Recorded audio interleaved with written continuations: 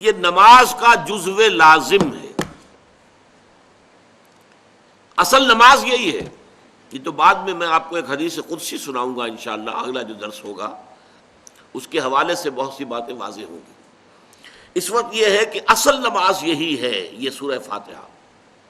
چنانچہ میں آپ کو حدیث سنا رہا ہوں جو صحیح بخاری میں بھی ہے، صحیح مسلم میں بھی ہے، جامع ترمذی میں بھی ہے، سنن ابی داود میں بھی ہے، سنن نسائی میں بھی ہے، اور بہت سی کتابوں میں موجود ہے.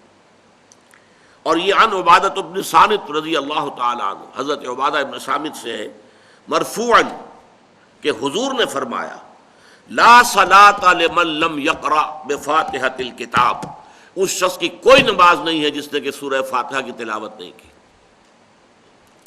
اب اس سے ہمارے ہاں ایک بڑا اختلاف پیدا ہوا، وہ نوٹ کر لیجیے.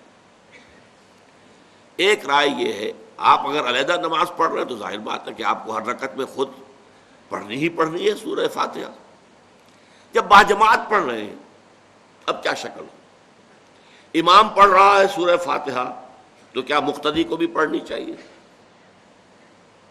اس حدیث میں جو الفاظ کی شدت ہے اس کی بنا پر رجحان یہ ہوتا ہے کہ یقیناً اس صورت میں ہر شخص کو لا صلاۃ لمن لم یقرأ بفاتحۃ الکتاب، جس نے کہ فاتحہ کی تلاوت نہیں کی، قرأت نہیں کی، اس کی کوئی نماز ہی نہیں. تو یہ موقف ہے امام شافعی کا، یہی مسلک ہے ہمارے اہل حدیث بھائیوں کا کہ آپ چاہے اکیلے نماز پڑھ رہے ہو، چاہے امام کے پیچھے پڑھ رہے ہو، اور چاہے امام جو ہے وہ جہری رکعت پڑھا رہا ہے اور چاہے سری رکعت پڑھا رہا ہے. خاموشی والی رکعت سورہ آپ کو معلوم ہے کہ نماز جو ظہر اور عصر کی ہے تو چاروں رکعتیں جو ہے وہ سری ہیں. مغرب کے اندر آ کر دو جہری ہیں ایک سری ہے، عشاء میں آ کر دو جہری ہیں دو سری ہیں، سورہ اور نماز فجر کے اندر دونوں جو ہیں وہ جہری ہیں. تو چاہے جہری ہو چاہے سری ہو آپ کو بھی لازماً جو مقتدی ہے اسے بھی سورہ فاتحہ پڑھنی ہوگی. اب اس کے لیے انہوں نے یہ طریقہ جو ہے تلقین کیا ہے کہ امام تیزی سے نہ پڑھے، رک رک کر پڑھے الحمدللہ رب العالمین. اس کے بعد اتنا وقفہ دے دے کہ جو مقتدی ہے وہ بھی کہہ لیں اپنے دل میں یا پڑھ لیں الحمدللہ رب العالمین الرحمن الرحیم. تو یہ رک رک کر پڑھنا، خاص طور پر اگر آپ کو موقع ہوا ہو کسی اہل حدیث امام کی امامت میں نماز ادا کرنے کا تو آپ دیکھیں گے کہ بڑا فرق ہے. ہمارے جو حنفی امام الحمدللہ رب العالمین الرحمن الرحیم مالک یوم الدین ایاک نعبد و ایاک نستعین، 4 آیتیں جو ہیں وہ بھی ایک سانس میں پڑھ جائیں گے. لیکن یہ کہ عام طور پر جو اہل حدیث حضرات ہیں وہ رک رک کر ٹھہر ٹھہر کر پڑھتے ہیں، ترتیل کے انداز میں پڑھتے ہیں. یا پھر دوسری شکل انہوں نے ایک اور کی ہے. یہ آپ سعودی عرب میں جب کبھی نماز پڑھیں گے اور آپ پڑھی ہو آپ نے تو وہاں آپ دیکھیں گے کہ امام جو ہے وہ سورہ فاتحہ پڑھنے کے بعد کوئی 1 منٹ جو ہے خاموش رہتا ہے تاکہ آپ اب جو مقتدی ہیں وہ اس وقفے میں وہ اب سورہ فاتحہ پڑھ لیں. پھر وہ قرات کرے گا، کوئی اور آیات اس نے شامل کرنی ہے تو بعد میں شروع کرے گا، درمیان میں وقفہ ہوگا. لیکن ایک مسلک یہ ہے، اور یہ مسلک جو ہے یہ در حقیقت قرآن مجید کی ایک آیت کے اوپر مبنی ہے.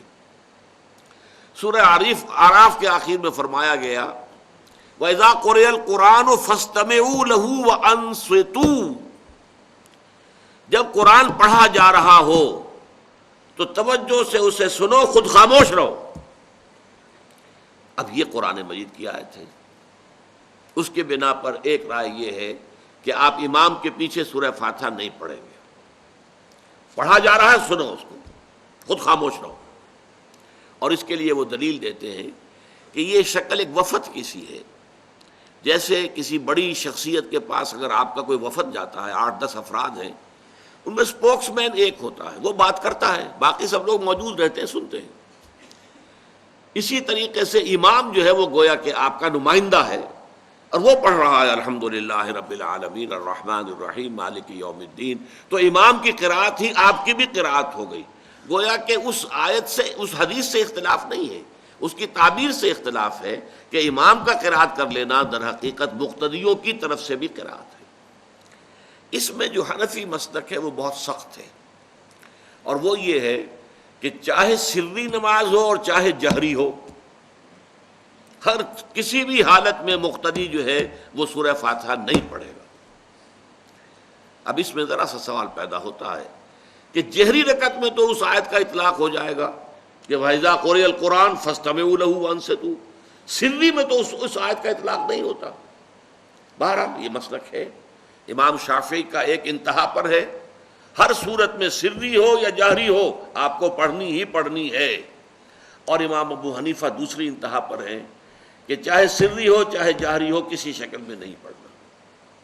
امام مالک کا مسلک ہے درمیان میں، اور میں اس میں کوئی جھجک محسوس نہیں کرتا کہ میں آپ کے سامنے عرض کر دوں کہ میں اس پر عمل پیرا ہوں۔ وہ کیا ہے؟ جہری نماز میں خاموش رہو اور سنو، اس آیت کا اطلاق ہو جائے گا جب بلند آواز سے پڑھ رہا ہے امام تو پوری توجہ، فاستمعوا لہ، اپنی پوری توجہ کو اس کے سننے کے اوپر مرکوز کر دو اور خود خاموش رہو۔ سری رکعت میں البتہ جبکہ وہ بھی خاموشی سے پڑھ رہا ہے آپ بھی خاموشی سے پڑھ رہے ہیں۔ بہرحال ان چیزوں میں میں نے یہ سب کچھ بیان کیا ہے تو اس سے جو میرا مقصود ہے وہ یہ ہے کہ معلوم ہو جائے کہ اس میں کوئی بڑی بنیادی بات نہیں ہے، نہ یہ کہ جو حنفی ہیں وہ اس حدیث کا انکار کرتے ہوں کہ لا صلاۃ لمن لم یقرأ بفاتحۃ الکتاب، کیسے وہ انکار کریں گے، اور نہ ہی کوئی جو حنبلی ہے یا اہل حدیث ہے وہ قرآن کی اس آیت کا اختلاف سے جو ہے وہ اختلاف کر سکتا ہے کہ اذا قرئ القرآن فاستمعوا لہ وانصتوا، لیکن یہ کہ اس کے پھر اس سے جو احکام کا استنباط ہے اس میں اختلاف ہو جاتا ہے، تو اس کو نہیں سمجھنا چاہیے کہ یہ کوئی بہت بڑی اہمیت والی بات ہے۔